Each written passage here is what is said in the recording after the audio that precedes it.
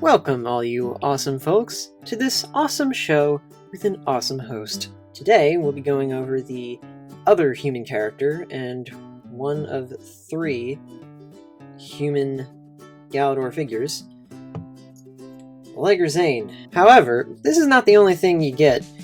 You also get this thing. Let's start off with the character. So, Allegra Zane is that character who's all like, oh, I'm in a 90s TV show, so I have to know karate, because kids love that, and that's cool. So it would make sense to make this action figure of her more flexible than any of the other characters, but it's like barely anything new that it brings to the table, and what it tries to do, it doesn't really do all that well. I mean, for example, you have the bane of Bionicle G1, pre-bent limbs that you can't move at all, except for like 1-2 places.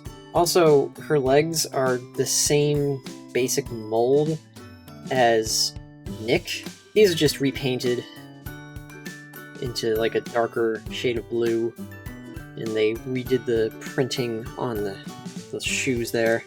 She's got like this belt thing going on too, so like that's a thing. So for the arms, she's got a bracelet here and an elbow pad, and then on the other it's like more at an angle, an elbow pad, and looks like some kind of communication watch thing with a screen that she can't use. I mean, I guess she could reliably use it if she had an elbow that could bend so that she could like talk into it, but no, she's got pre-bent limbs. I think the best part of this figure, and like the most hilarious part of this figure, aside from that other thing I won't get to later, is the head. It looks decently accurate to the show, and the hair does look pretty cool, I'm not gonna lie. So for some reason they decided to make her hair in 2 pieces, so you have this little like thing of hair, and surprisingly enough, this can not so securely attach to any Technic connection that isn't an axle. So if you have like an open kind of like a blue pin kind of connection thing, you can put it there. I mean, like, it could be Tarak chest hair? I don't know. But removing that also leaves this open, like, brain cavity. So, like, I could just take one of her arms and, like... yeah, that's not disturbing.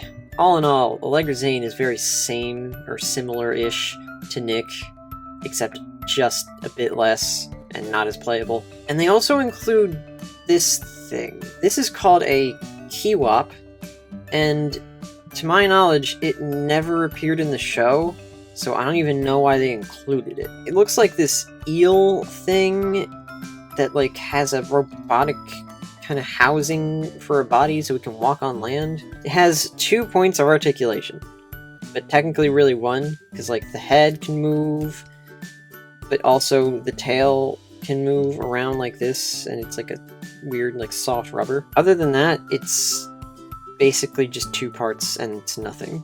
They could have used these 2 parts that they used to make this, and given Allegra actual elbows. The best thing about this has to be the face. It was most likely the inspiration for the greatest emoticon from Google ever.